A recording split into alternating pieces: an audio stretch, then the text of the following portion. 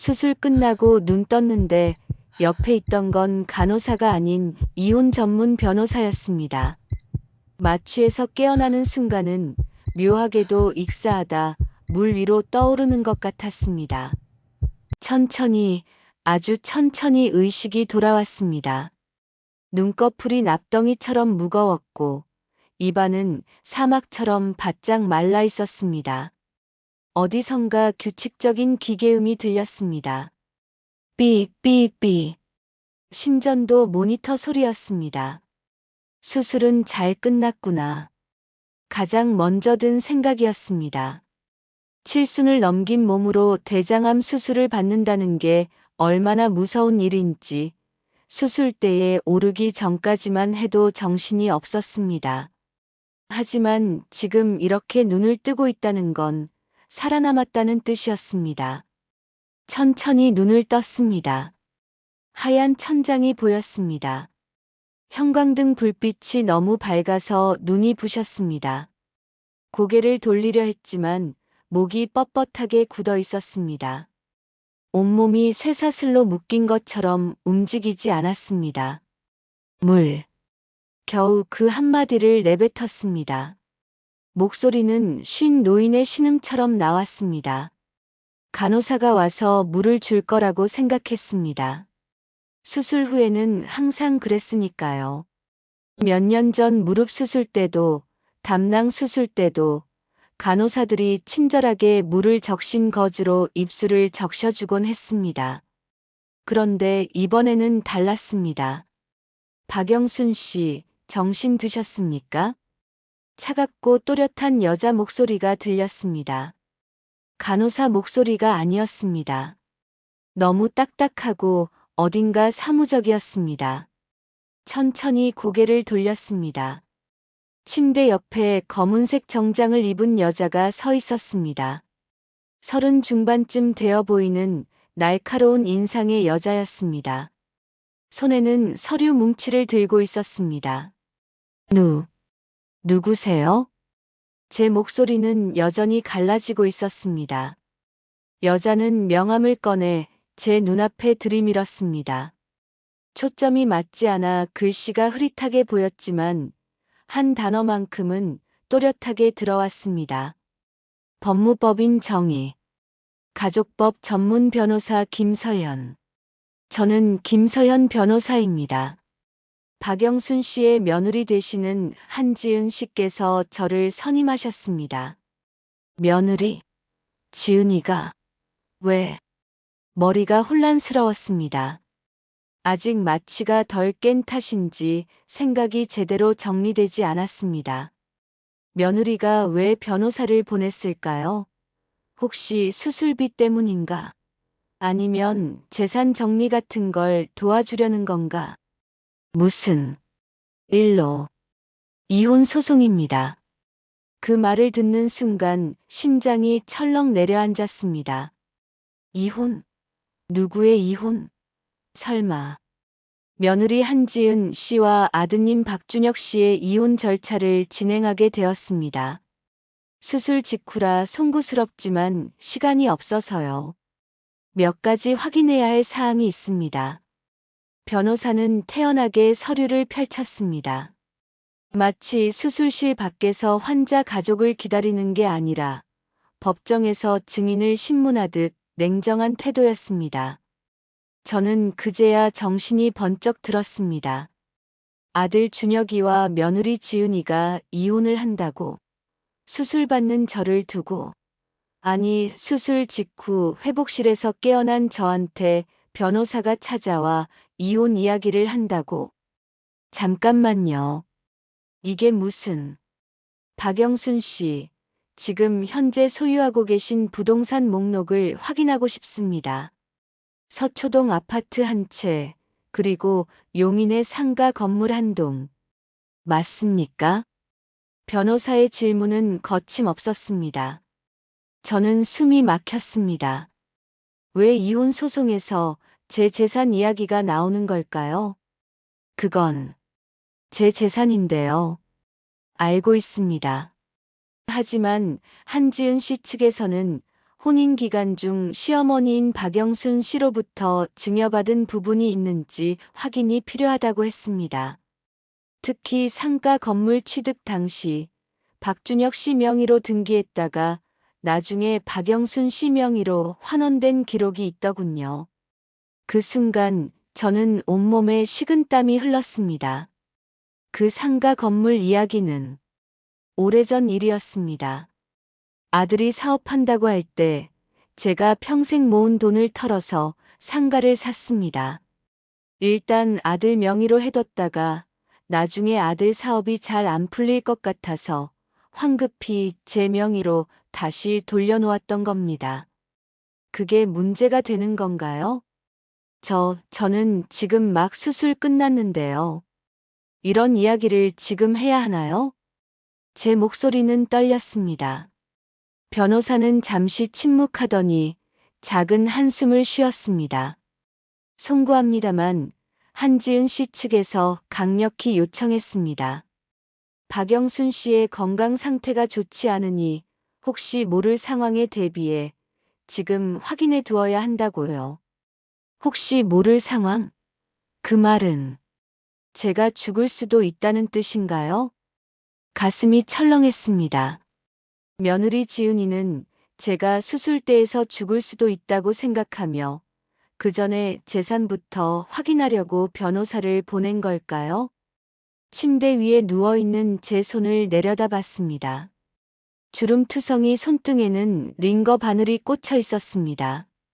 투명한 링거줄을 타고 차가운 약물이 제 몸속으로 들어오고 있었습니다. 살기 위해 온갖 약을 맞고 있는 이 순간에 며느리는 제 재산을 계산하고 있었습니다. 어머님 괜찮으세요? 간호사가 그제야 들어왔습니다. 제 상태를 확인하고는 깜짝 놀란 표로 변호사를 쳐다봤습니다. 보호자 아니신 분은 지금 나가셔야 합니다. 환자가 회복 중이에요. 곧 나가겠습니다. 마지막 한 가지만 확인하고요. 변호사는 서류 한 장을 제 앞에 내밀었습니다. 박영순 씨, 이 서류는 재산 확인서입니다. 여기 서명만 해주시면 나가세요. 제 목소리는 생각보다 크게 나왔습니다. 간호사가 놀라서 저를 쳐다봤습니다. 변호사는 눈썹을 살짝 치켜 올렸습니다. 박영순 씨, 이건 단순한 확인 절차일 뿐. 나가라고요. 제 손이 떨렸습니다. 심전도 모니터의 삑삑 소리가 빨라졌습니다. 간호사가 황급히 변호사의 팔을 잡았습니다. 지금 나가셔야 합니다. 환자 상태가 악화되고 있어요. 변호사는 마지못해 서류를 챙겨 들었습니다. 하지만 나가면서도 한마디 덧붙였습니다. 곧 다시 연락드리겠습니다. 법적 절차는 계속 진행됩니다. 그리고 문이 닫혔습니다. 저는 천장을 멍하니 바라봤습니다. 눈물이 흘러내렸습니다. 수술 후 통증 때문이 아니었습니다. 가슴이 너무 아팠습니다. 침대 옆 서랍에는 며느리가 몇 달 전에 건넨 작은 상자가 있었습니다. 어머님, 이거 간직하세요라며 웃으면서 준 그 상자. 그 안에는 낡은 반지 하나가 들어 있었습니다. 남편이 죽기 전에 제게 준 평생 끼고 다녔던 그 반지였습니다. 며느리는 이런 소중한 건 제가 잘 보관하고 있다가 드려야 한다며 돌려줬었습니다. 그때는 고마웠습니다. 며느리가 시어머니를 생각해 주는구나 했습니다. 그런데 지금 생각해보니 혹시 그 반지에도 무슨 비밀이 있는 걸까요? 병실 창밖으로는 겨울 해가 기울고 있었습니다. 차가운 햇살이 하얗게 병실 바닥을 물들였습니다. 저는 천장을 바라보며 생각했습니다. 이게 끝이 아니구나. 이제 시작이구나. 수술 후 사흘째 되던 날, 저는 겨우 휠체어에 앉을 수 있게 되었습니다. 복부에는 아직도 수술 자국이 아물지 않아 깁스처럼 단단한 붕대가 감겨 있었고 조금만 움직여도 찢어질 것 같은 통증이 밀려왔습니다. 하지만 병실 침대에만 누워있을 수 없었습니다. 생각이 너무 많아서 미칠 것 같았습니다. 간호사가 휠체어를 밀어 복도로 나갔습니다.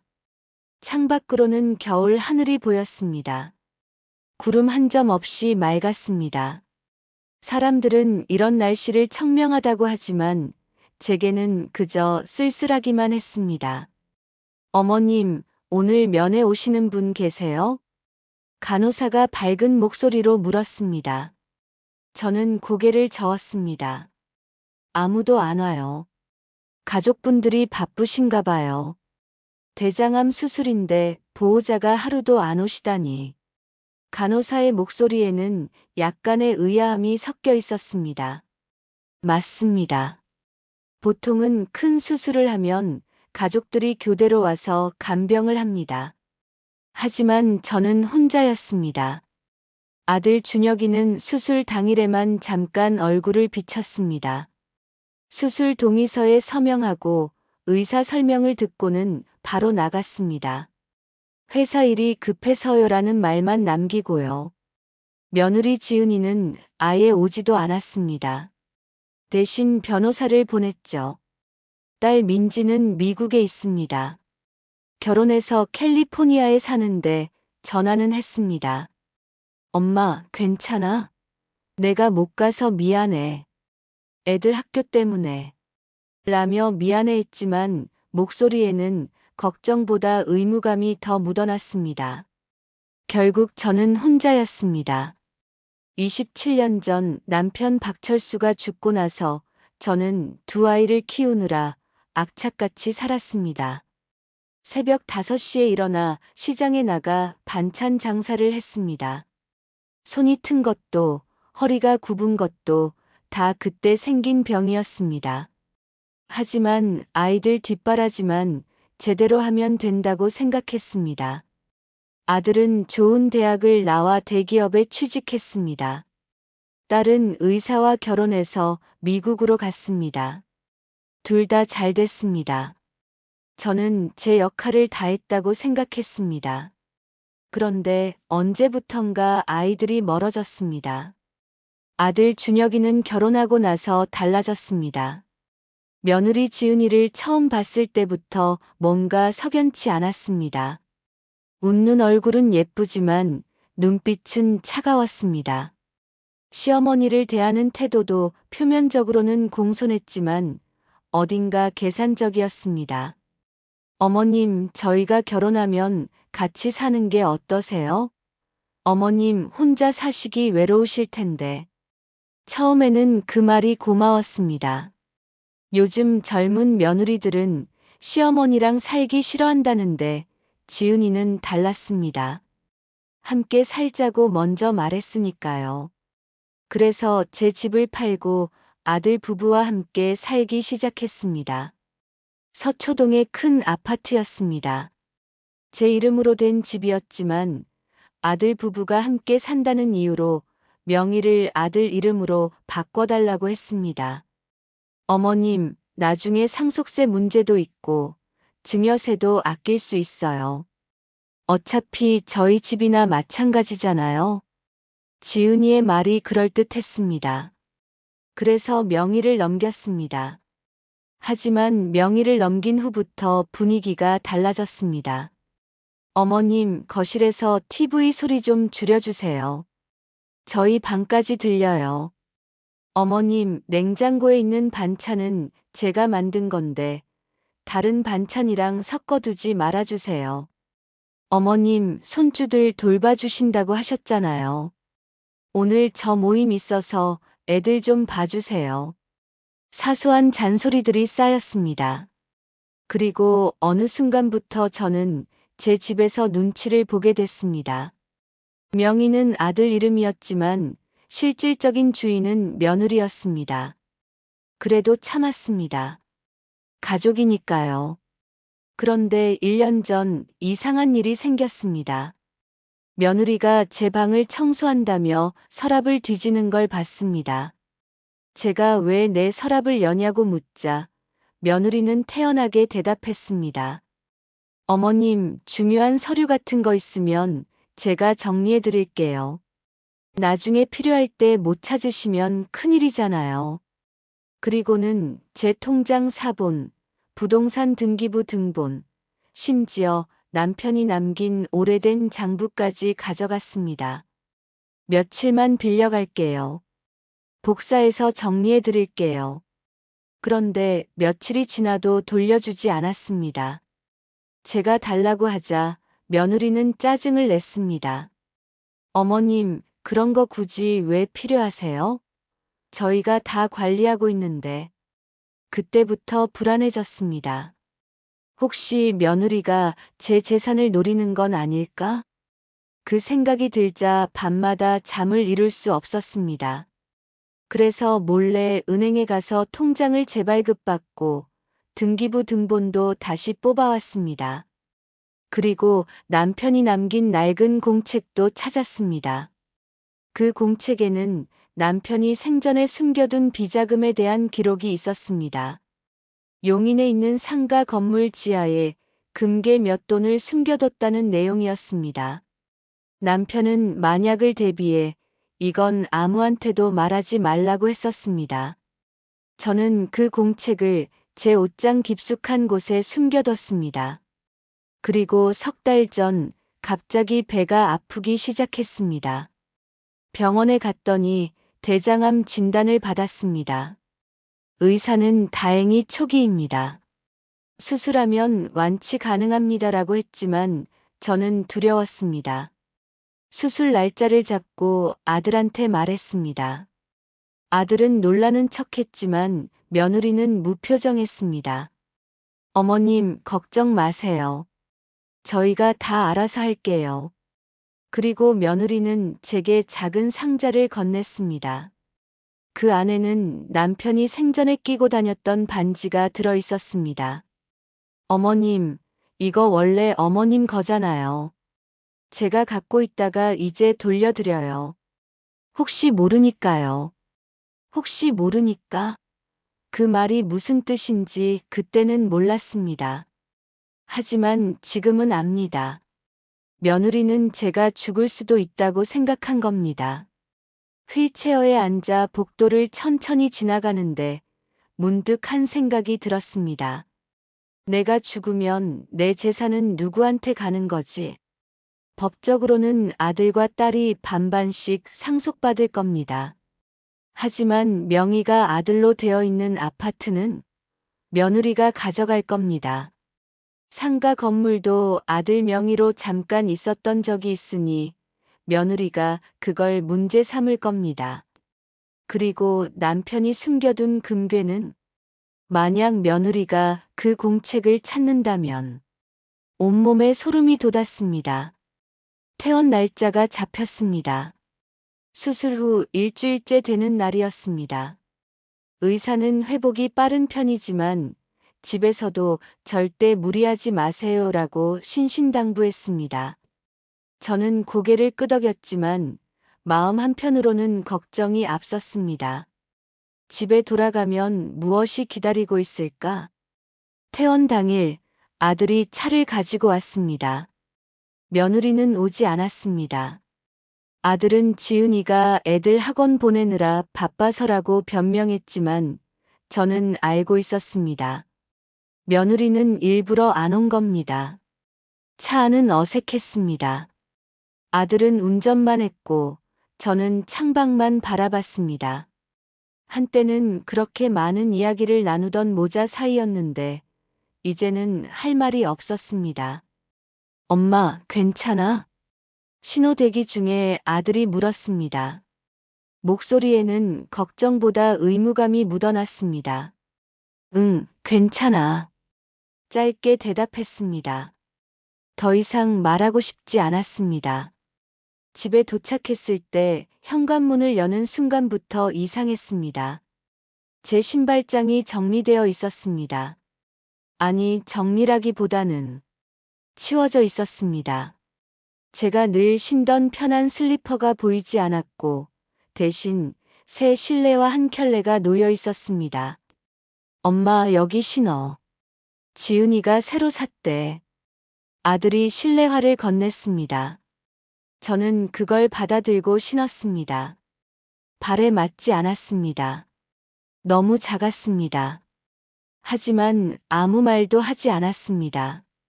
거실로 들어가자 며느리가 소파에 앉아 TV를 보고 있었습니다. 제가 들어가도 일어나지 않았습니다. 고개만 살짝 돌리더니 말했습니다. 어머님 오셨어요?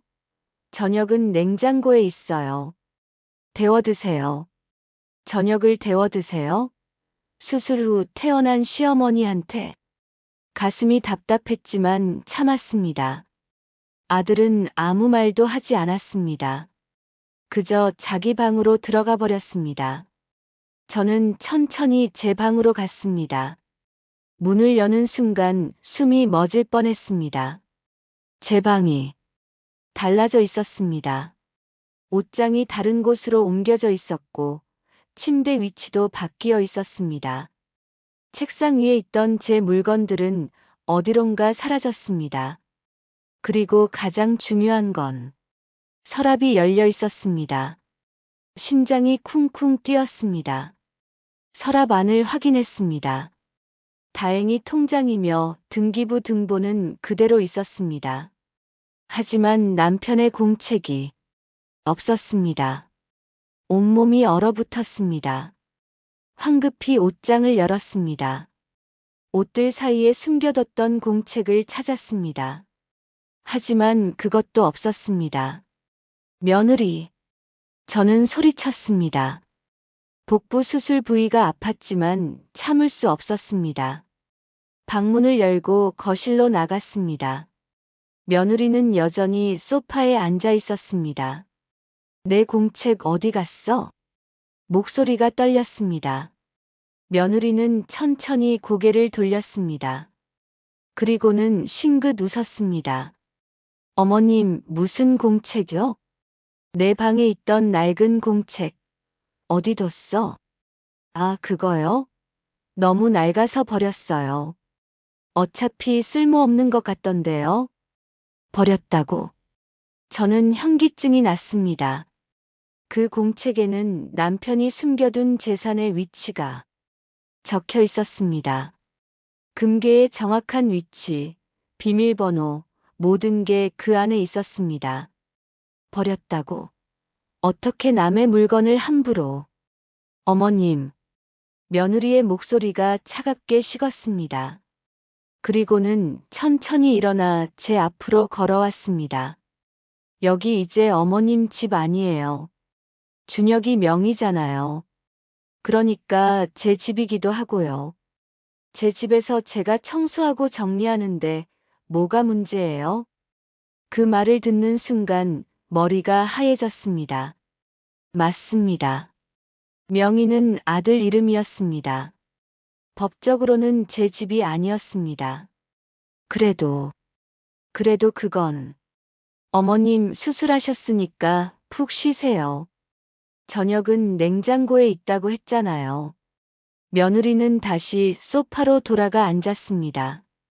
마치 귀찮은 파리를 쫓아낸 것처럼 무심하게. 저는 방으로 돌아왔습니다. 문을 닫고 침대에 주저앉았습니다. 온몸이 떨렸습니다. 분노인지 두려움인지 알 수 없었습니다. 공책이 없다는 건 이제 남편이 숨겨둔 재산을 찾을 수 없다는 뜻이었습니다. 용인 상가 건물 지하 어딘가에 금괴가 있다는 것만 알 뿐 정확한 위치를 모릅니다. 비밀번호도 숨겨둔 방법도 모릅니다. 며느리는 그걸 알고 버린 걸까요? 아니면 정말로 쓸모없다고 생각해서 버린 걸까요? 어느 쪽이든 저는 이제 무방비 상태였습니다. 저녁 시간이 됐습니다. 배가 고팠지만 냉장고로 가고 싶지 않았습니다. 며느리 얼굴을 보기 싫었습니다. 하지만 수술 후라 영양 섭취를 해야 했습니다. 천천히 방문을 열고 나갔습니다. 거실에는 아무도 없었습니다. 며느리 방에서 아이들 웃음소리가 들렸습니다. 저는 냉장고를 열었습니다. 냉장고 안에는 김밥 한 줄이 놓여 있었습니다. 편의점 김밥이었습니다. 그게 전부였습니다. 수술 후 환자한테 편의점 김밥이라니. 눈물이 났습니다. 하지만 울지 않았습니다. 울면 지는 것 같았습니다.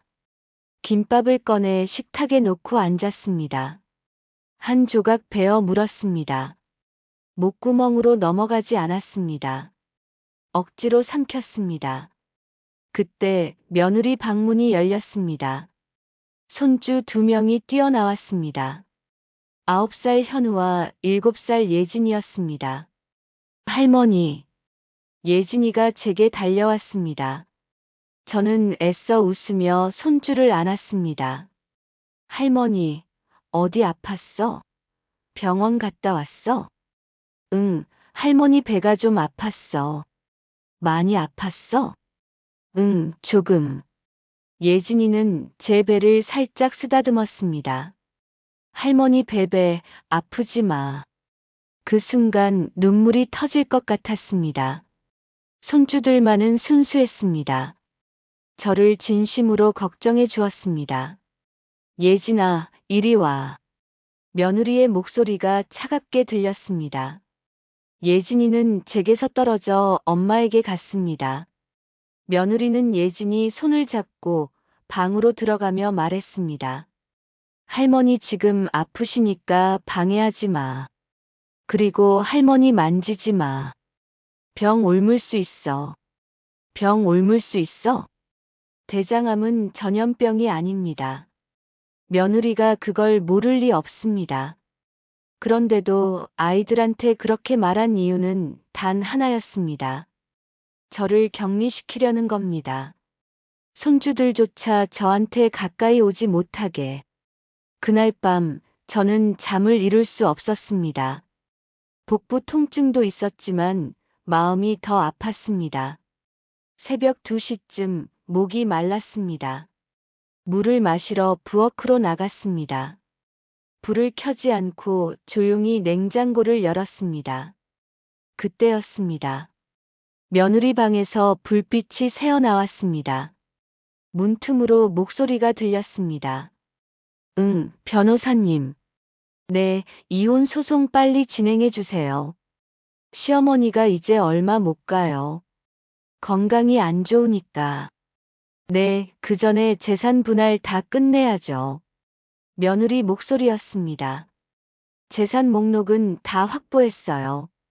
통장 사본도 있고, 등기부 등본도 있고. 아, 그리고 이상한 공책 하나 발견했는데요.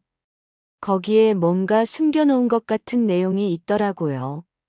용인 상가 지하에 금괴라고 써 있는데. 네, 확인해 볼게요. 저는 그 자리에서 얼어붙었습니다. 며느리는 공책을 버린 게 아니었습니다. 가지고 있었던 겁니다. 그리고 그 내용을 확인하고 있었습니다. 남편이 평생 모아둔 비상금. 그걸 며느리가. 시어머니 건강이 악화되면 그때 바로 상속 절차 밟을 거예요. 준혁이는 제가 설득할게요. 어차피 지금 바람 피우는 것도 제가 다 증거 확보했으니까 제 말 안 들으면 그것도 문제 삼을 거예요. 바람. 아들이 바람을 피운다고. 머리가 복잡했습니다. 하지만 지금은 그게 중요한 게 아니었습니다. 며느리는 제가 죽기를 기다리고 있었습니다. 아니, 어쩌면 죽음을 앞당기려 할지도 모릅니다. 온몸에 소름이 돋았습니다. 저는 조용히 제 방으로 돌아왔습니다. 문을 잠갔습니다. 평소에는 방문을 잠그지 않았지만 그날 밤부터는 잠갔습니다. 침대에 누워 천장을 바라봤습니다. 어떻게 해야 하지? 어떻게 해야 내 재산을 지킬 수 있지? 그리고 또 하나. 어떻게 해야 살아남을 수 있지? 창밖으로는 겨울 달이 차갑게 빛나고 있었습니다. 그 빛이 제 방 안까지 들어와 창백하게 비쳤습니다. 마치 영안실의 형광등 같았습니다. 저는 그날 밤 결심했습니다. 가만히 당하고 있을 수는 없다고. 일주일이 지났습니다. 수술 부위는 조금씩 아물어갔지만 마음의 상처는 더 깊어졌습니다. 며느리의 무시는 날이 갈수록 노골적이 됐습니다. 식사는 여전히 냉장고에 편의점 도시락이 전부였고 가끔은 그것조차 없을 때도 있었습니다. 제가 밥이 없다고 하면 며느리는 어머님, 요즘 배달 앱 있잖아요. 혼자서도 시켜 드실 수 있잖아요 라고 대답했습니다. 70이 넘은 수술 환자한테 배달 앱으로 밥을 시켜 먹으라니. 하지만 더 큰 문제가 생겼습니다. 어느 날 아침 우편물이 왔습니다. 법원 봉투였습니다. 손이 떨렸습니다. 뭔가 안 좋은 예감이 들었습니다. 봉투를 뜯었습니다. 내용을 읽는 순간 눈앞이 캄캄해졌습니다. 재산분할 청구 소송 -1 원고 한지은, 피고 박준혁, 박영순. 며느리가 저를 상대로 소송을 걸었습니다. 아들과의 이혼 소송에서 재산 분할을 청구하면서 저까지 피고로 포함시킨 겁니다. 이유는 간단했습니다. 혼인 기간 중 시어머니 박영순으로부터 부당하게 증여받은 재산이 있으며 이는 부부 공동 재산으로 간주되어야 한다. 제가 아들한테 준 돈, 잠깐 아들 명의로 해뒀던 상가 건물, 그 모든 게 문제가 됐습니다. 이게 무슨... 손에서 서류가 떨어졌습니다. 다리에 힘이 풀렸습니다. 소파에 주저앉았습니다.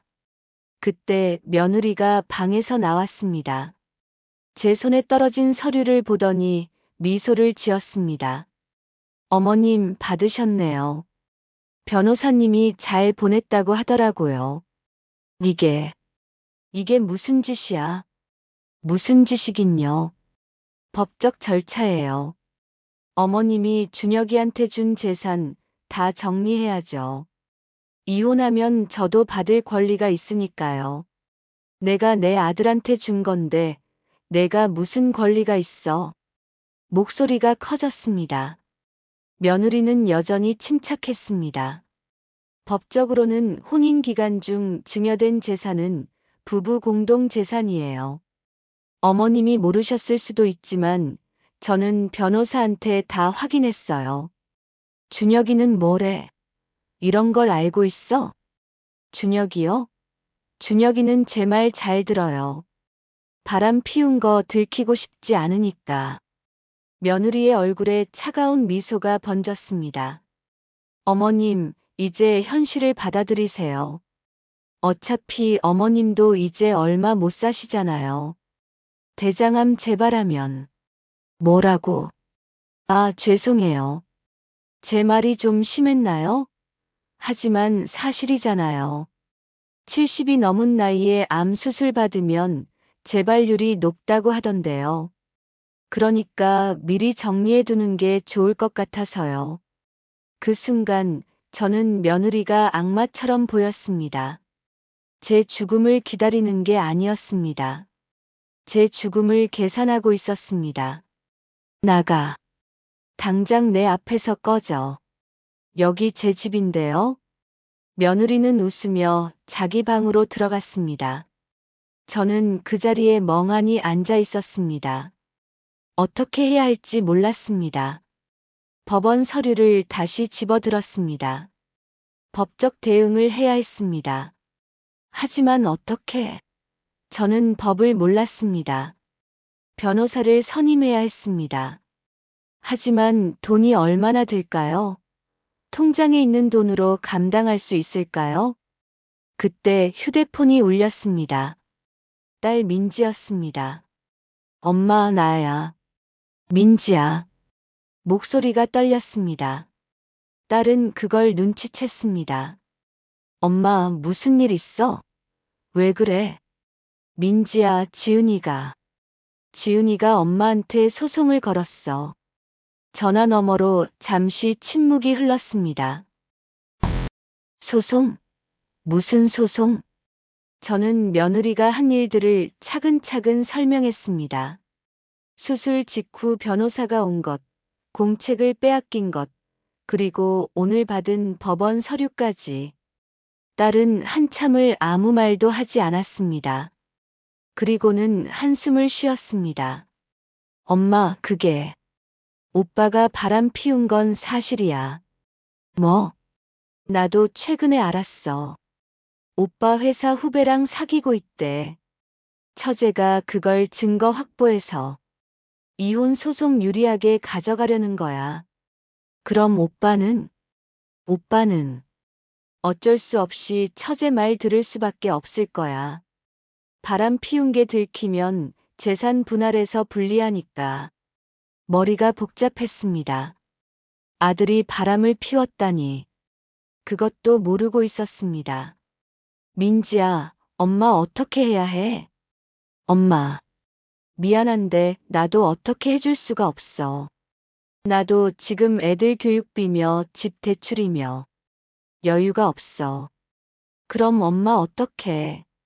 엄마, 일단 변호사 선임하고 최대한 버텨. 내가 돈 좀 모아서 보낼게. 그때까지 전화가 끊겼습니다. 저는 휴대폰을 쥔 채 멍하니 앉아 있었습니다. 딸조차 저를 도와줄 수 없었습니다. 저는 완전히 혼자였습니다.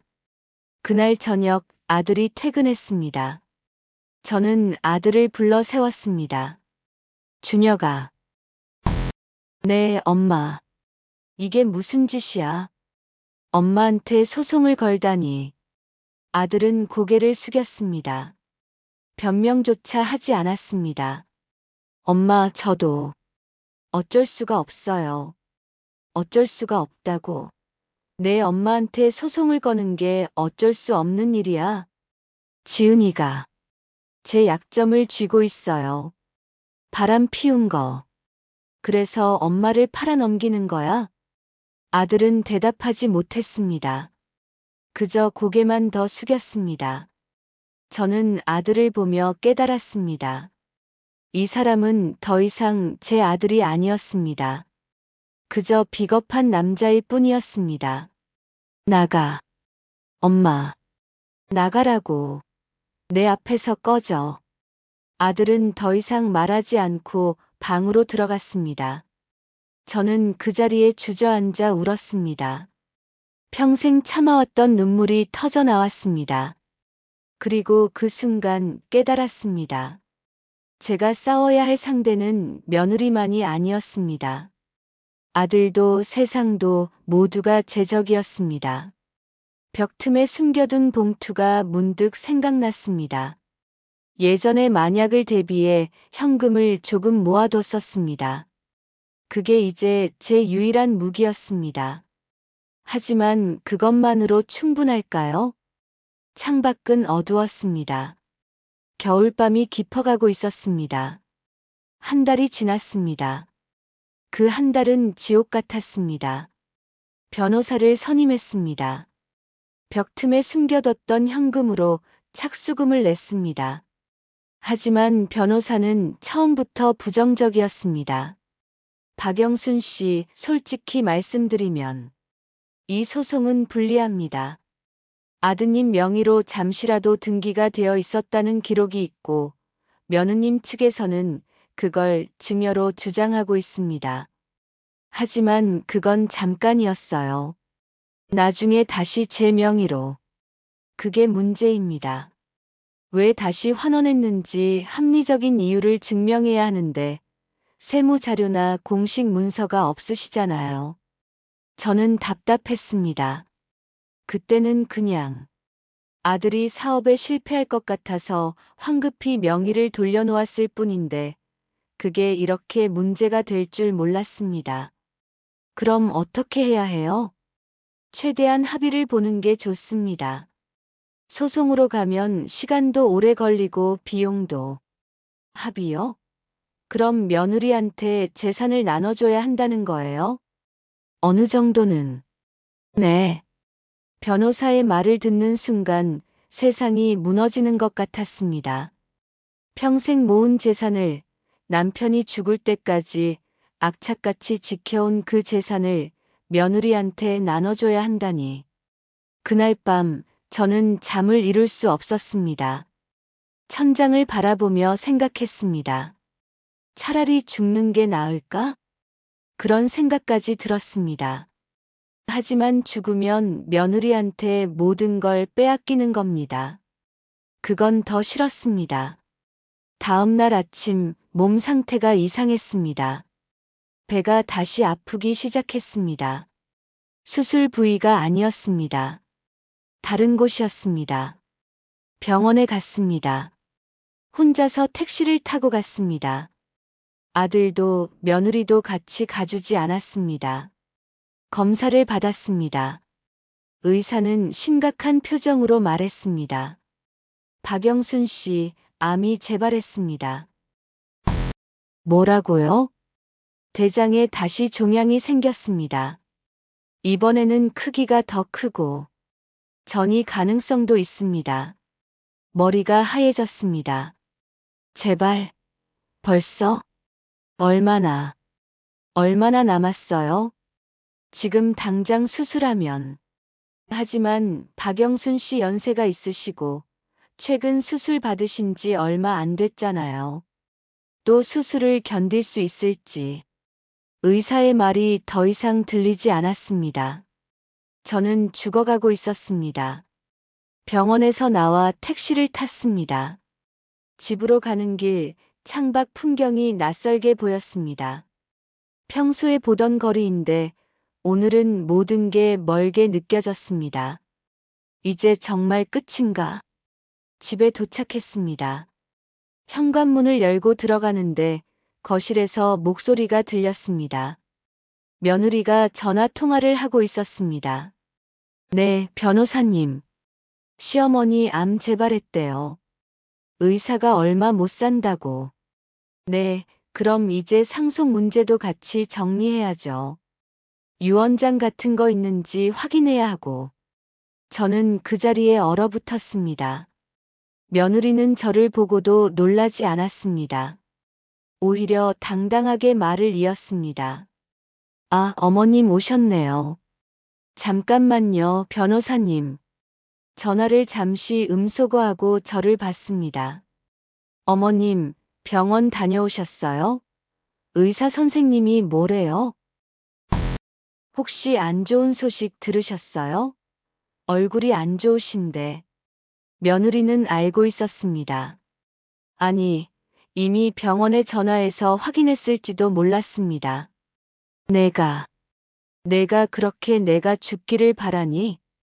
어머님, 무슨 말씀을 그렇게 하세요? 저는 그냥, 거짓말하지 마. 넌 지금 내가 죽기를 기다리고 있잖아. 목소리가 커졌습니다. 며느리는 여전히 침착했습니다. 어머님, 흥분하시면 건강에 안 좋아요. 들어가서 쉬세요. 저는 며느리를 노려봤습니다. 하지만 며느리는 미동도 하지 않았습니다. 그리고는 다시 전화를 받았습니다. 네, 변호사님. 죄송해요. 어디까지 얘기했죠? 저는 방으로 돌아왔습니다. 문을 잠그고 침대에 쓰러졌습니다. 온몸이 떨렸습니다. 분노인지 슬픔인지 두려움인지 알 수 없었습니다. 어떻게 해야 하지? 어떻게 해야 이 상황에서 벗어날 수 있지? 그때 문득 남편의 목소리가 들리는 것 같았습니다. 영순아, 포기하지 마. 끝까지 싸워. 남편은 평생 그렇게 살았습니다. 가난한 집안에서 태어나 맨손으로 사업을 일으켰습니다. 수없이 실패했지만 포기하지 않았습니다. 그리고 마지막에는 성공했습니다. 그 피가 제 안에도 흐르고 있었습니다. 저는 천천히 일어났습니다. 눈물을 닦았습니다. 아직 끝나지 않았어. 남편이 숨겨둔 금괴만 찾으면, 그걸 찾아서 증거를 확보하면, 용인 상가 건물, 그곳 지하 어딘가에 금괴가 숨겨져 있습니다. 공책은 빼앗겼지만 대략적인 위치는 기억하고 있습니다. 내일 당장 가봐야 합니다. 하지만 몸이 움직여 줄까요? 재발한 암을 안고 그 먼 곳까지 갈 수 있을까요? 창밖으로는 눈이 내리기 시작했습니다. 첫눈이었습니다. 하얀 눈송이가 조용히 내려앉았습니다. 마치 제 인생의 마지막 장면 같았습니다. 하지만 아직 끝나지 않았습니다. 저는 가방을 챙겼습니다.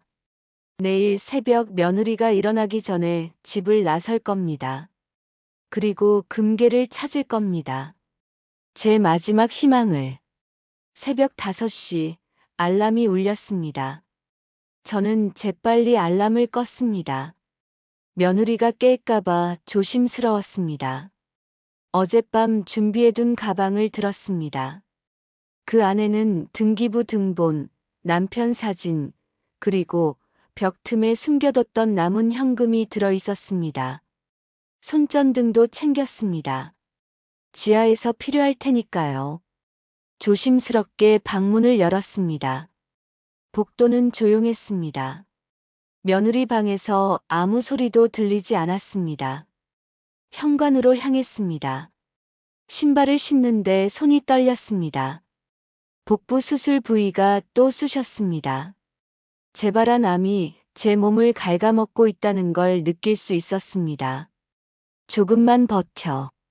금괴만 찾으면 돼. 현관문을 열었습니다.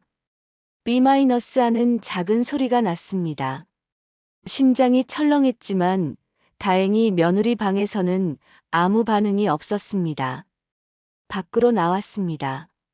새벽 공기가 차갑게 얼굴을 때렸습니다. 눈은 그쳤지만 어제 내린 눈이 길 위에 얇게 쌓여 있었습니다. 택시를 잡았습니다. 기사님은 70 넘은 할머니가 새벽에 혼자 나오는 걸 이상하게 봤지만 아무 말도 하지 않았습니다. 용인 어디로 가시나요? 처인구 남사면이요. 목소리가 떨렸습니다. 긴장 때문인지 아니면 추위 때문인지 알 수 없었습니다. 차는 한강을 건넜습니다.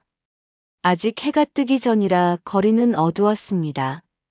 가로등 불빛만이 희미하게 길을 비쳤습니다. 1시간 반 정도 걸렸습니다. 용인에 도착했을 때는 해가 막 떠오르고 있었습니다. 붉은 해가 지평선을 물들이며 천천히 올라왔습니다. 상가 건물이 보였습니다. 2층짜리 낡은 건물이었습니다. 1층은 작은 슈퍼마켓과 분식집이 있었고 2층은 비어 있었습니다. 그리고 지하에는 택시에서 내렸습니다. 택시비를 내고 건물 앞에 섰습니다. 문득 20년 전 생각이 났습니다. 남편과 함께 이 건물을 처음 봤을 때였습니다. 남편은 여기가 우리 노후 대비용이야. 월세 받으면 우리 먹고 살 수 있어라고 했었습니다. 그리고는 제 손을 꼭 잡았습니다. 영순아, 만약 내가 먼저 가면 여기 지하에 뭔가 숨겨뒀으니까 그거 찾아. 우리 비상금이야. 그때는 무슨 말인지 몰랐습니다. 하지만 남편이 죽고 난 후 공책을 발견했습니다.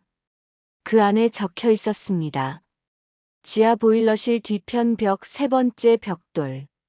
비밀번호 817. 저와 남편의 결혼 기념일이었습니다. 하지만 이제 그 공책은 없었습니다. 며느리가 가져갔습니다. 저는 기억에만 의존해야 했습니다. 3번째 벽돌. 맞아, 분명히 3번째라고 했어. 건물 옆으로 돌아갔습니다. 지하로 내려가는 계단이 있었습니다. 녹슨 철문이 닫혀 있었습니다. 자물쇠가 채워져 있었습니다. 다행히 열쇠는 가지고 있었습니다. 남편이 남긴 열쇠 뭉치 중 하나였습니다. 손이 떨려서 자물쇠에 열쇠를 끼우는데 한참 걸렸습니다. 찰칵. 문이 열렸습니다. 낡은 경첩 소리가 삐걱거렸습니다. 안은 어두웠습니다. 손전등을 켰습니다. 좁은 계단이 지하로 이어졌습니다. 한 계단 한 계단 내려갔습니다. 복부가 아팠지만 참았습니다.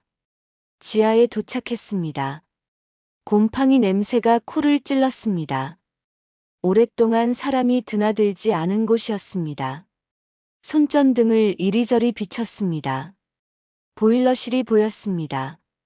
낡은 보일러가 한쪽 구석에 놓여 있었습니다. 그 뒤로 돌아갔습니다. 벽이 있었습니다. 벽돌로 쌓인 벽이었습니다. 세 번째 벽돌. 손전등을 벽에 비추며 벽돌을 세웠습니다.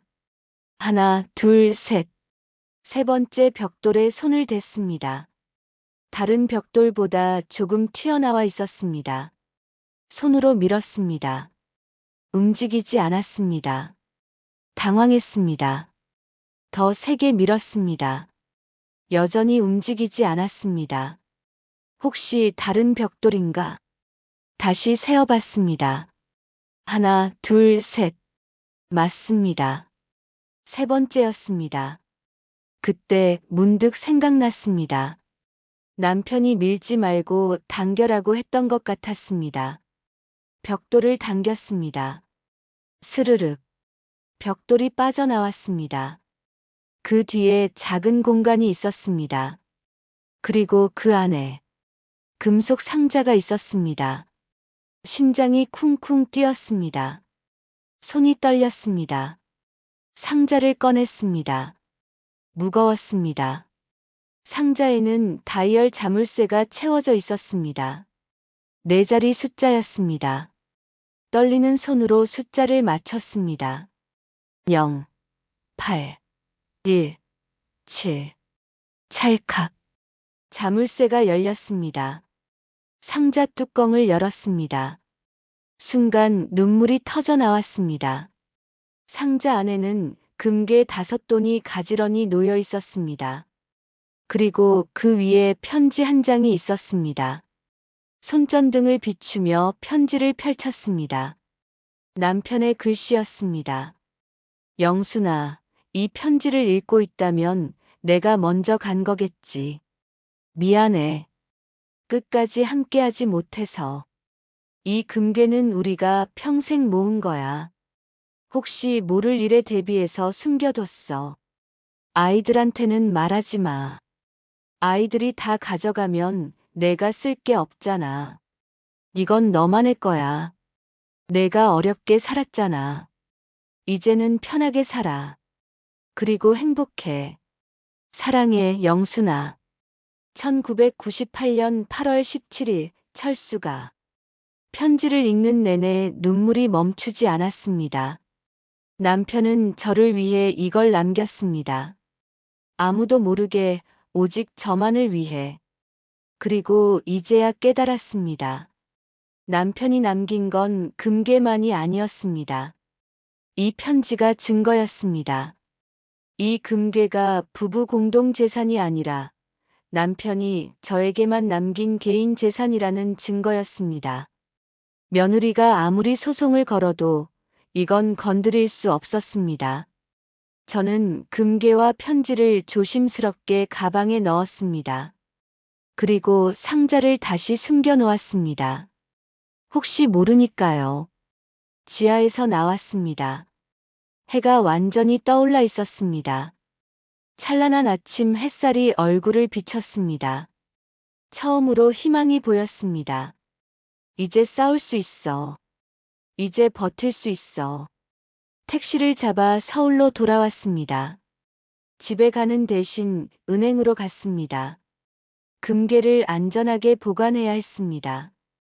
은행 금고에 금괴와 편지를 맡겼습니다.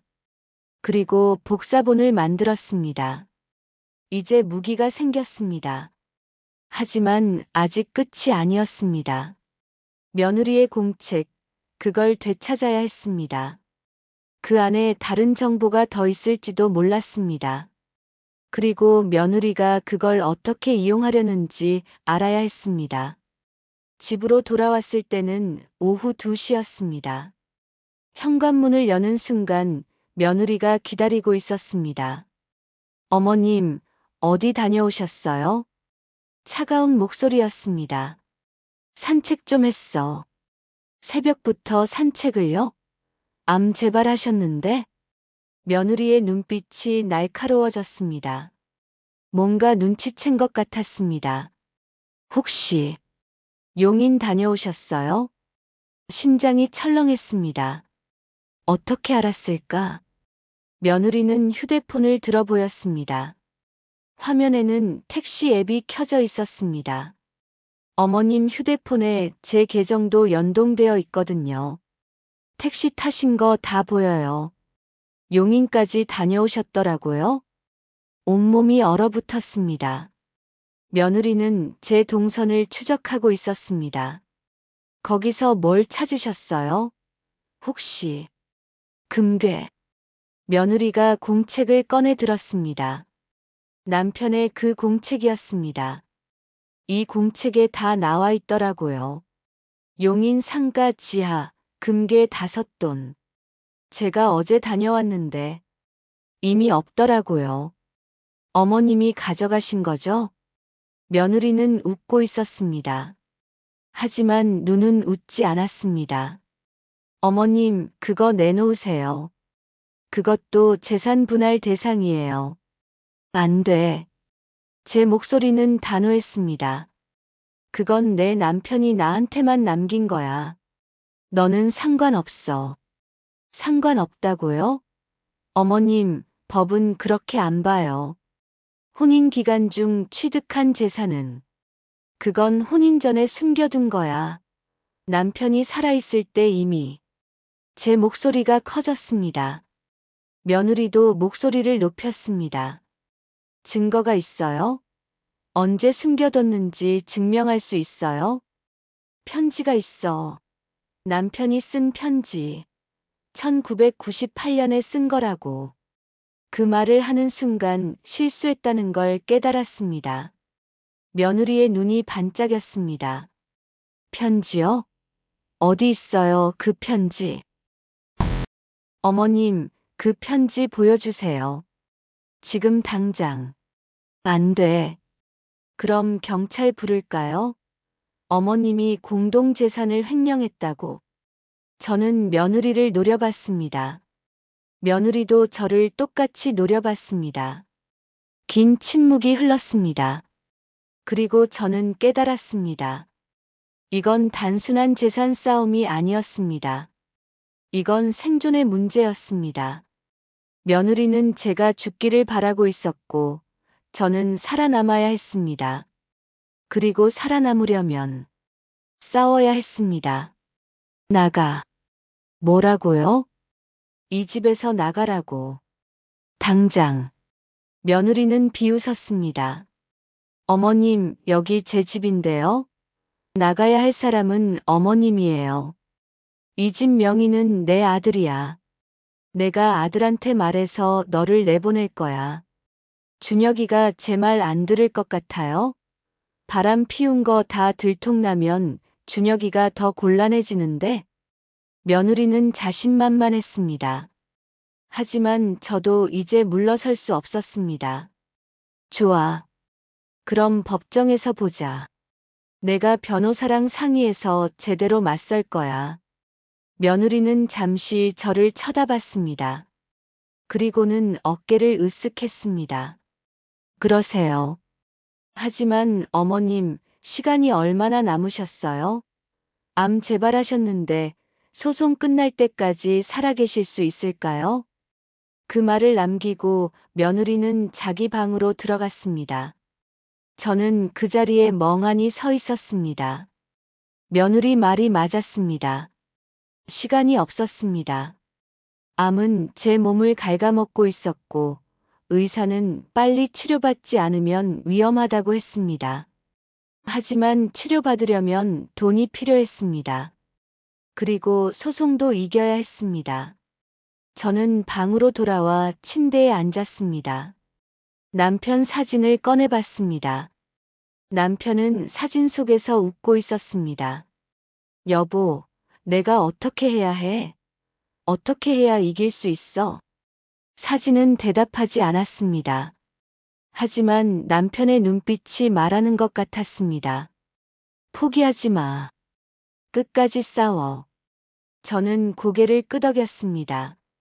네, 싸우겠습니다. 끝까지. 다음 날 아침, 저는 다시 변호사 사무실을 찾았습니다.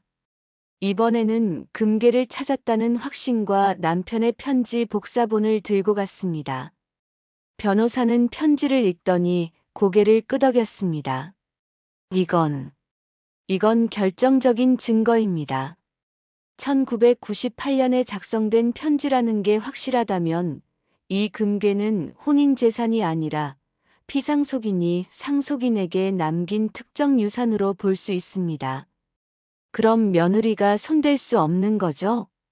네, 하지만 필적 감정이 필요합니다. 그리고 금괴 취득 시기도 증명해야 하고요. 필적 감정이요? 남편분의 다른 필적과 비교해서 같은 사람이 쓴 게 맞는지 확인하는 겁니다. 저는 가방에서 낡은 수첩을 꺼냈습니다. 남편이 생전에 쓰던 일기장이었습니다. 이거면 되나요? 변호사는 일기장을 펼쳐보더니 고개를 끄덕였습니다. 충분합니다. 이걸로 감정 의뢰하겠습니다. 그날부터 반격이 시작됐습니다. 변호사는 며느리 측 변호사에게 정식으로 통보했습니다. 금괴는 재산 분할 대상이 아니며 이미 안전하게 보관 중이고 법정에서 증거로 제출할 것이라고. 며느리는 당황했습니다. 그날 저녁 며느리가 제 방문을 두드렸습니다. 어머님, 잠깐 얘기 좀 해요. 문을 열자 며느리는 예전과 달리 조금 불안해 보였습니다. 어머님, 굳이 이렇게까지 하셔야 해요? 우리 합의하면 안 돼요? 합의? 네, 금괴는 어머님이 가지세요. 대신 아파트랑 상가 건물은 저희가 가지고요. 며느리의 제안은 겉보기엔 그럴듯했습니다. 하지만 계산해보면 터무니없었습니다. 아파트와 상가 건물 가치가 금괴보다 훨씬 컸으니까요. 안 돼. 어머님, 이 아파트는 내가 평생 모은 돈으로 산 거야. 내 명의로 넘긴 적 없어. 아들 명의로 잠깐 있었을 뿐이고, 그것도 다시 내 명의로 돌릴 거야. 그건 법적으로 불가능해요. 이미 증여세 신고도 했고. 증여세 신고를 누가 했는데? 내가 한 적 없어. 며느리의 얼굴이 굳었습니다. 그건 준혁이가 내 동의도 없이 신고했다면 그건 무효야. 저는 이미 변호사한테 확인했습니다. 증여자의 동의 없이 일방적으로 신고한 증여세는 법적 효력이 없다고. 며느리는 입술을 깨물었습니다. 어머님, 이러시면 정말 법정에서 끝까지 가는 거예요? 그래. 끝까지 가자. 누가 이기나. 며느리는 더 이상 말하지 않고 나갔습니다. 하지만 문을 닫으며 중얼거리는 소리가 들렸습니다. 어차피 얼마 못 사실 텐데. 그 말을 듣는 순간 온몸에 소름이 돋았습니다. 며느리는 여전히 제 죽음을 기다리고 있었습니다. 그날 밤 저는 잠들 수 없었습니다. 며느리가 무슨 짓을 할지 몰랐습니다. 혹시 음식에 뭔가 탈까요? 아니면 문을 2번 확인하고 잠갔습니다. 그리고 옷을 입은 채로 침대에 누웠습니다. 언제든 도망칠 준비를 하고. 며칠 후 변호사에게서 연락이 왔습니다. 박영순 씨, 필적 감정 결과 나왔습니다. 편지는 진짜예요. 남편분이 1998년에 쓴 게 확실합니다. 정말요? 네, 이제 법정에서 이길 확률이 훨씬 높아졌습니다. 저는 안도의 한숨을 쉬었습니다. 하지만 한 가지 더 확인할 게 있습니다. 뭔데요? 며느님 측에서 어머님이 아드님 명의로 부동산을 증여했다는 증거를 제출했는데요. 어머님이 직접 서명한 서류라고 합니다. 서명? 나 그런 거 한 적 없는데요. 확인 좀 해보셔야 할 것 같습니다. 법원에서 서류를 받아볼게요. 일주일 후, 저는 법원에서 받은 서류를 봤습니다. 거기에는 분명히 제 서명이 있었습니다. 하지만 기억이 나지 않았습니다. 언제 이런 서류에 서명했을까? 곰곰이 생각해 봤습니다. 그리고 문득 떠올랐습니다. 2년 전 며느리가 어머님, 세금 문제 때문에 여기 서명 좀 해주세요라며 서류 뭉치를 들고 온 적이 있었습니다. 저는 대충 보고 서명했습니다. 며느리를 믿었으니까요. 그때 그 서류 중에 이게 섞여 있었던 겁니다. 이건 사기야. 변호사에게 말했습니다. 변호사는 서류를 자세히 살펴봤습니다. 증거가 필요합니다.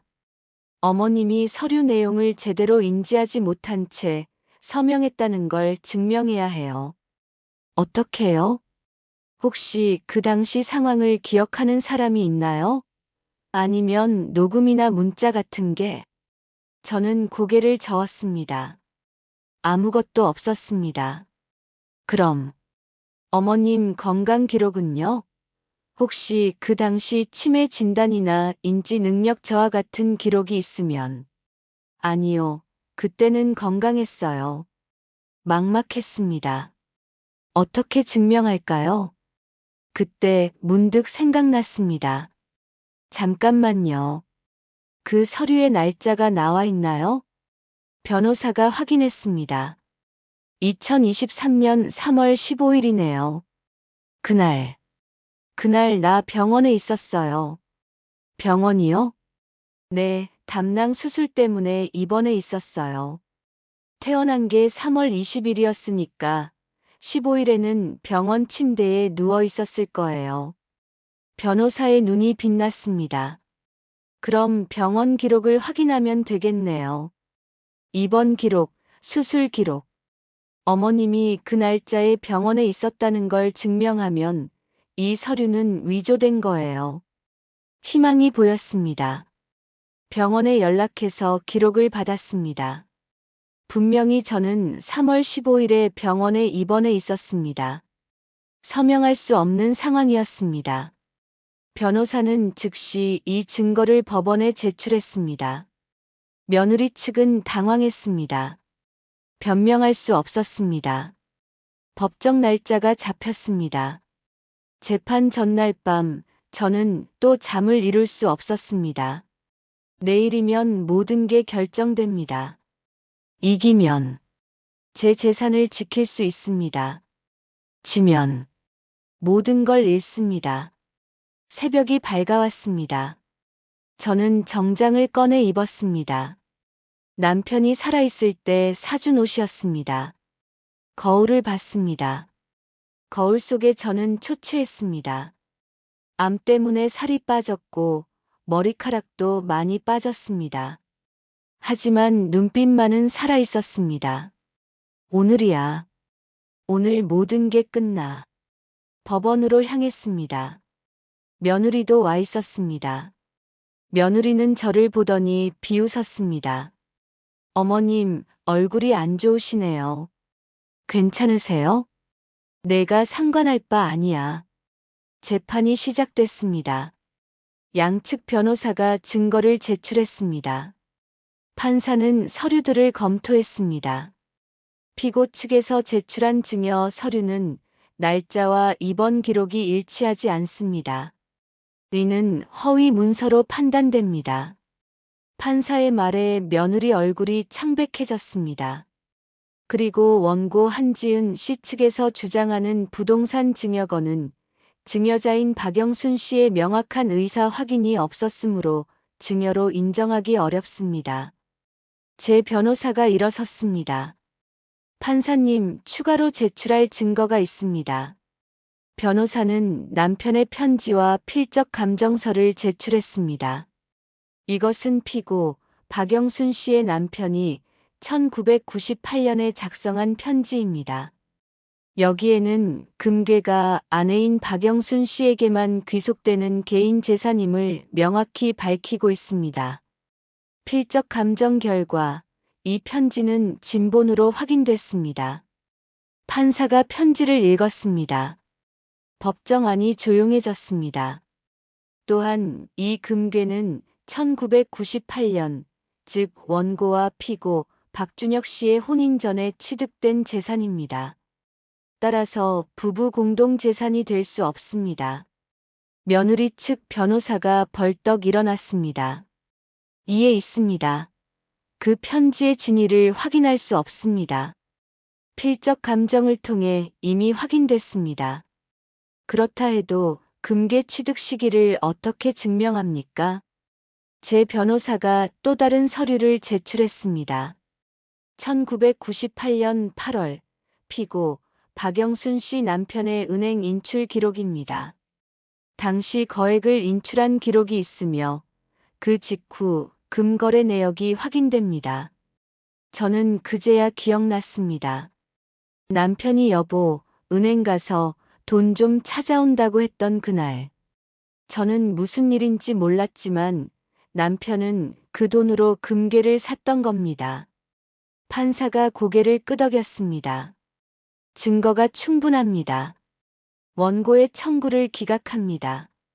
금괴는 피고 박영순 씨의 개인 재산으로 인정하며 부동산 증여 주장 또한 받아들일 수 없습니다. 쿵. 판사가 망치를 내리쳤습니다.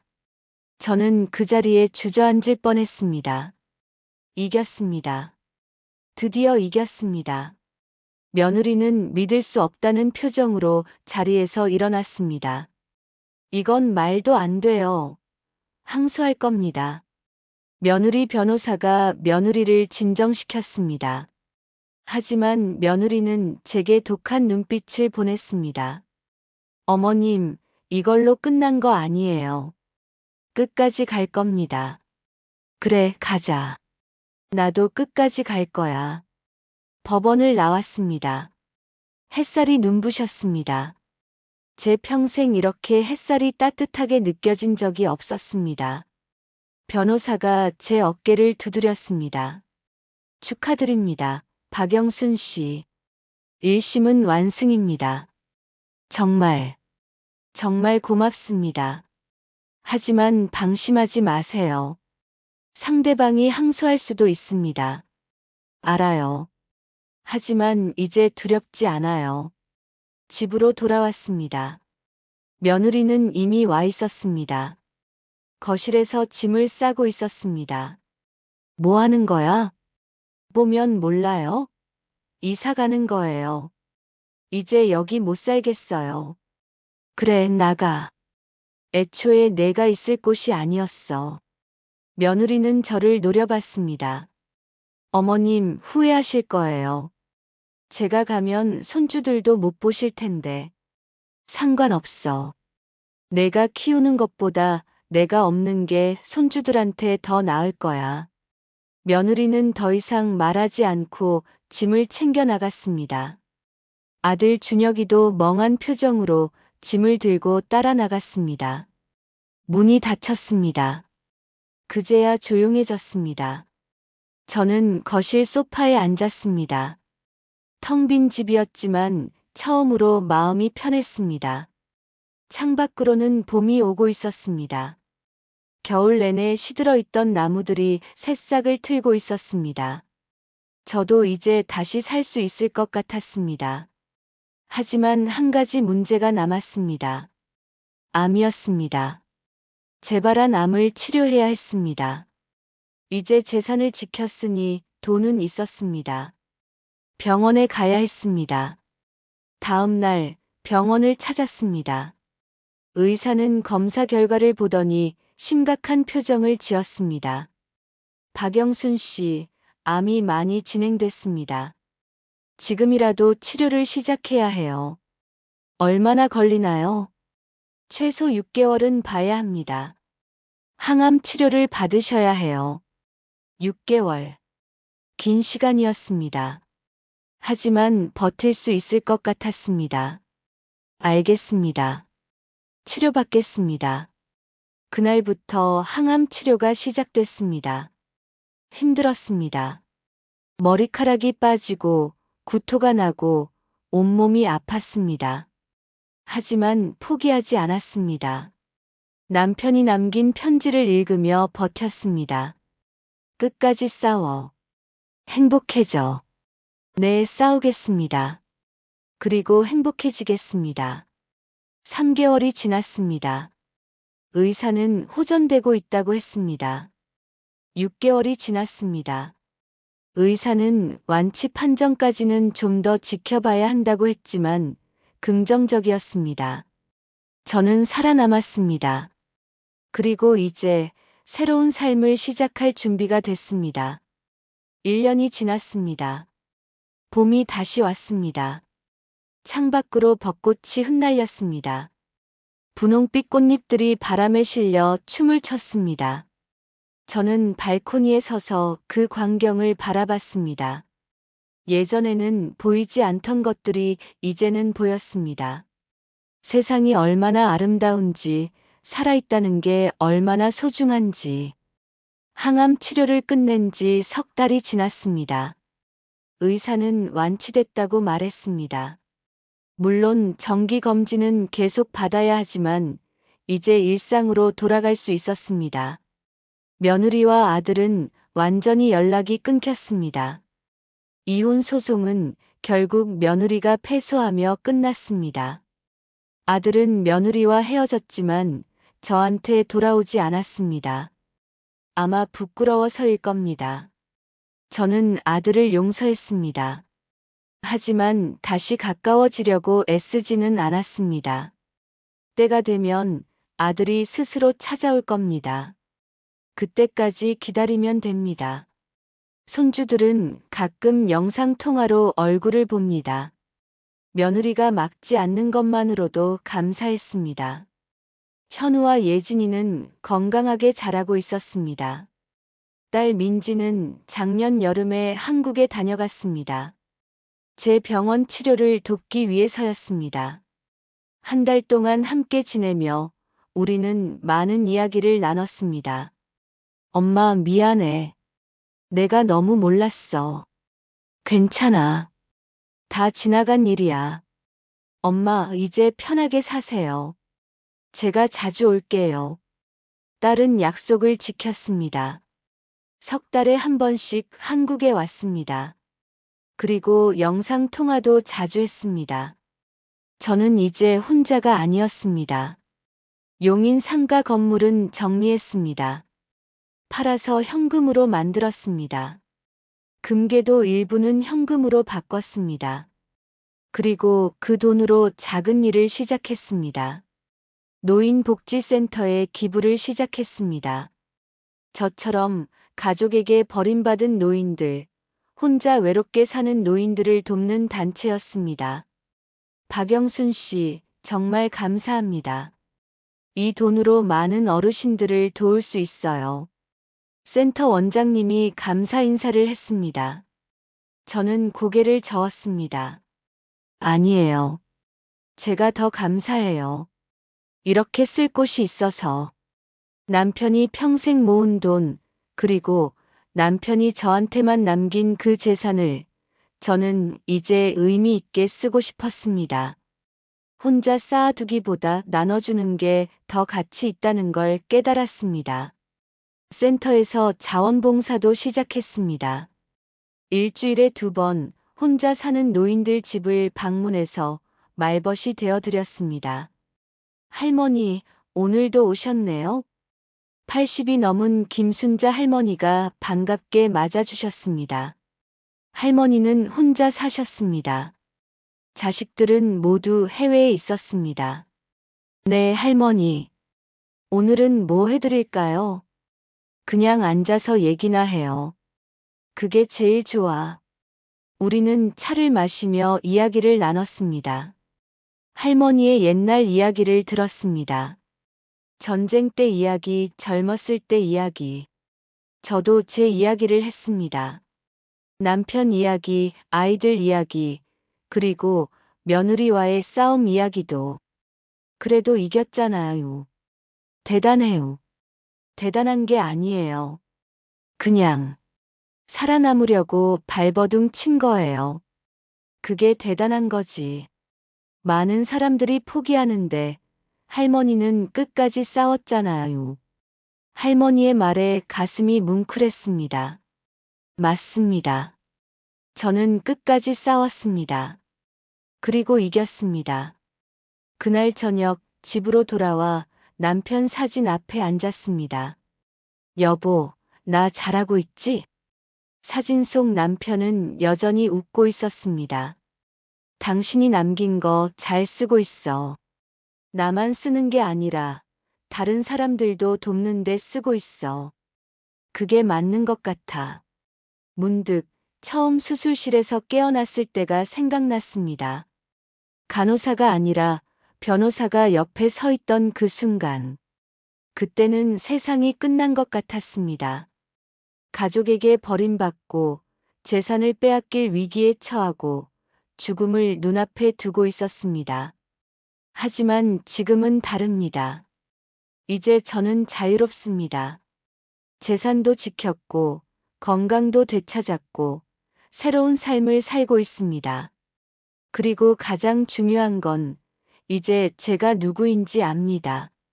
저는 단순히 누군가의 엄마, 누군가의 시어머니가 아닙니다. 저는 박영순입니다. 70년을 살아온 강인한 여자입니다. 며느리는 제가 죽기를 바랐습니다. 하지만 저는 살아남았습니다. 아들은 제게서 도망쳤습니다. 하지만 저는 혼자서도 괜찮습니다. 세상은 저를 약하다고 생각했습니다. 하지만 저는 강합니다. 낡은 반지는 단순한 기념품이 아니었습니다. 그 안에 새겨진 날짜, 817, 그게 금괴를 찾는 열쇠였습니다. 며느리가 빼앗아간 공책도 결국 증거가 됐습니다. 며느리가 제 재산을 노렸다는 증거로요. 벽틈에 숨겨뒀던 현금은 변호사 선임비가 됐습니다. 남편이 남긴 편지는 결정적인 증거가 됐습니다. 바로 저 자신이었습니다. 모두가 저를 약하다고 생각했습니다. 늙고 병든 노인이라고 생각했습니다. 하지만 저는 포기하지 않았습니다. 끝까지 싸웠습니다. 그게 제가 이길 수 있었던 이유입니다. 창밖으로는 저녁 노을이 지고 있었습니다. 주황빛 하늘이 아름다웠습니다. 저는 발코니로 나가 노을을 바라봤습니다. 여보, 보이지? 우리 이겼어. 우리가 평생 모은 거 지켰어. 바람이 불어왔습니다. 따뜻한 봄바람이었습니다. 마치 남편이 대답하는 것 같았습니다. 잘했어, 영순아. 정말 잘했어. 저는 미소 지었습니다. 이제 새로운 삶이 시작됩니다. 남은 인생을 제가 원하는 대로 살 겁니다. 가족 때문에, 돈 때문에, 체면 때문에 참으며 살지 않을 겁니다. 저는 이제 저를 위해 살 겁니다. 그리고 다른 사람들도 돕겠습니다. 저처럼 힘든 시간을 겪는 사람들을요. 휴대폰이 울렸습니다. 딸 민지였습니다. 엄마, 나야. 다음 주에 한국 갈 건데 엄마랑 여행 갈까? 제주도 어때? 여행? 좋지. 엄마 건강은 괜찮으시고? 물론이지. 나 이제 완전히 나았어. 그럼 내가 예약할게. 좋은 호텔로. 전화를 끊고 저는 다시 노을을 바라봤습니다. 제주도라니. 남편과 신혼여행 갔던 곳이었습니다. 이번에는 딸과 함께 가겠습니다. 새로운 추억을 만들겠습니다. 노을이 완전히 지고 밤이 왔습니다. 별이 뜨기 시작했습니다. 저는 별을 보며 생각했습니다. 이 이야기를 듣는 분들께 전하고 싶어요. 포기하지 마세요. 나이가 많든, 아프든, 힘들든, 끝까지 싸우세요. 당신의 권리를, 당신의 삶을, 당신의 존엄을 지키세요. 가족이라는 이름으로 당신을 이용하는 사람들이 있다면 당당히 맞서세요. 법이 있고 정의가 있습니다. 그리고 기억하세요. 당신은 혼자가 아닙니다. 세상에는 당신을 도울 사람들이 있습니다. 용기를 내서 도움을 청하세요. 저는 이제 행복합니다. 남편이 바랐던 대로 편하게 살고 있습니다. 그리고 행복합니다. 별이 빛났습니다. 수없이 많은 별들이 하늘을 수놓았습니다. 그 중 하나가 남편일까요? 저는 별을 향해 손을 흔들었습니다. 여보, 고마워. 그리고 사랑해. 이 이야기를 듣고 계신 여러분께 감사드립니다. 제 이야기가 누군가에게는 위로가 되고 누군가에게는 용기가 되기를 바랍니다. 인생은 길고 힘든 순간도 많습니다. 특히 나이가 들면 더욱 외롭고 힘들 수 있습니다. 하지만 포기하지 마세요. 당신에게는 살아온 세월만큼의 지혜가 있고 경험이 있고 힘이 있습니다. 그 힘으로 끝까지 싸우세요. 그리고 기억하세요. 당신은 소중합니다.